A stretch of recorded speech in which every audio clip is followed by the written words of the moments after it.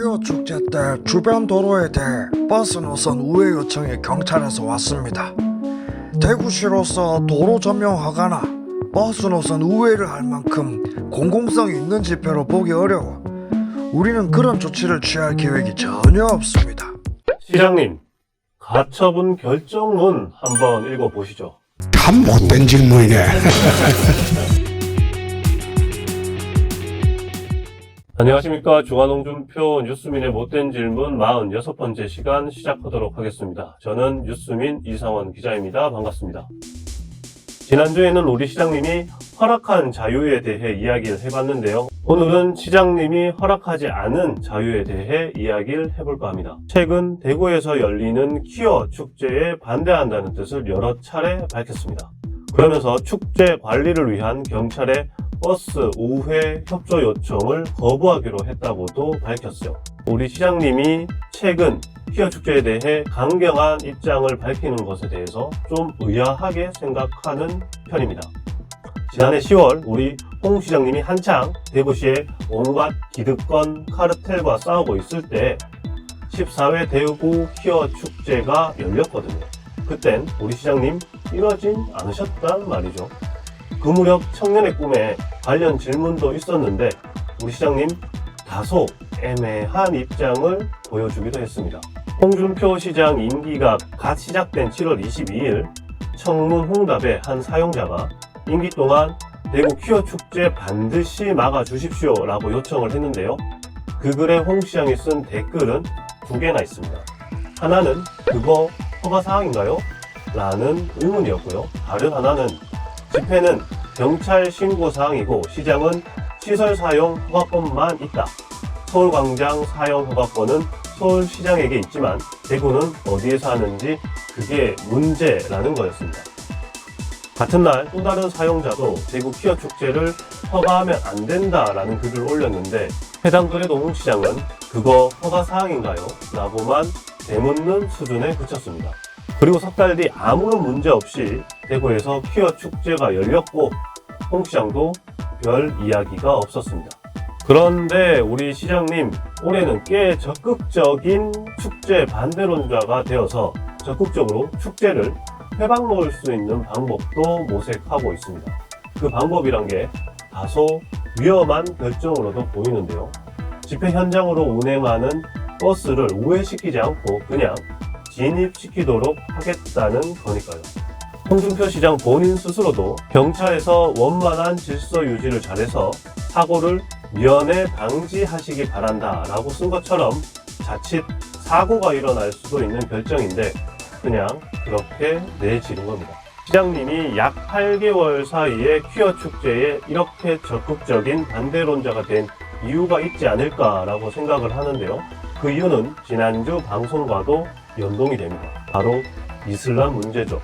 우리 시장님 연극 후 이슬람에 대해서 포용적인 발언을 하면서 소위 극우적 기독교 단체로부터 퇴진 요구까지 받는 실정이 됐습니다.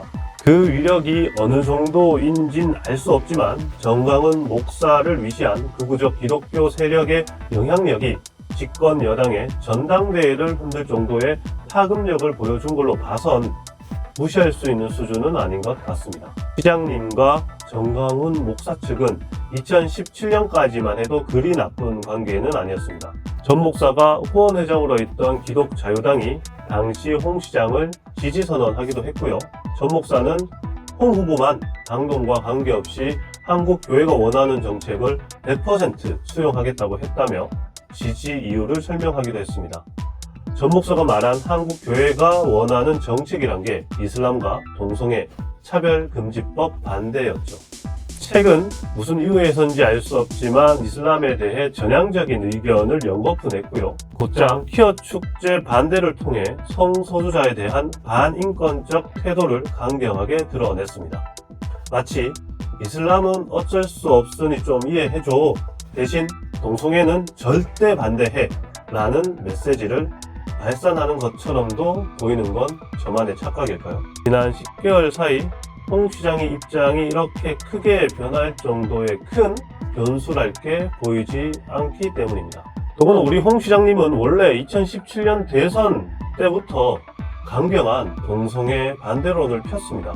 대선 후보자 토론회에선 문재인 당시 후보에게 동성애에 찬성하느냐고 물은 게 크게 화제가 됐고, 동성애 반대하십니까? 반대하지요. 동성애 반대하십니까? 그럼요. 그런데 박은순 시장은 동성애 파티도 서울 그 앞에서 하고 있는데 한 방송에 출연해선 아들이 성소수자라면이라는 물음을 받고 난 그거 싫다, 안 한다 라면서 하늘이 정해준 것을 동성애자는 아니라고 본다 라고 답하기도 했습니다. 그건 안 그러게 해야지. 나는 생각이 좀 달라요. 그걸 소수자 인권 측면에서 보시는 분도 있지만 그게 하늘이 정해준 것을 그랬던 분이 작년엔 이 방법을 알지 못했을까요? 우리 홍 시장은 1%도 안 되는 성소수자 권익만 중요하고 99% 성다수자 권익은 중요하지 않느냐라고 묻고 있지만 누구만의 문제가 아니라는 건 이번에 대구지방법원이 내린 가처분 기각 결정에서도 확인이 된다는 것 우리 시장께서도 알아야 할 것 같습니다. 결정문의 한 대목을 읽어드리겠습니다. 이 사건 집회와 같은 경우 그 집회가 정치적 약자나 소수자의 의사를 표현하는 유일한 장이 될 수 있고 다양한 사상과 의견의 교환을 보장하는 표현의 자유는 민주주의의 근간이 되는 핵심적 기본권이라는 점에서 위와 같은 표현의 자유 행사를 제한하는 것은 신중할 필요가 있다. 집회가 실제로 열리는 경우 상인인 채권자들의 재산권 및 영업의 자유가 제한될 여지는 있으나 이 사건 집회가 1년에 한 차례 토요일에 개최될 예정이고 이 사건 집회의 개최로 제한되는 재산권 및 영업의 자유 제한 정도가 그로써 실현되는 표현의 자유 정도보다 중하다고 보기 어렵다. 1년에 한 번 소수자의 목소리를 듣는 시간을 허락하는 정도로 다수자의 이익이 크게 침해되지 않는다라는 설명이죠.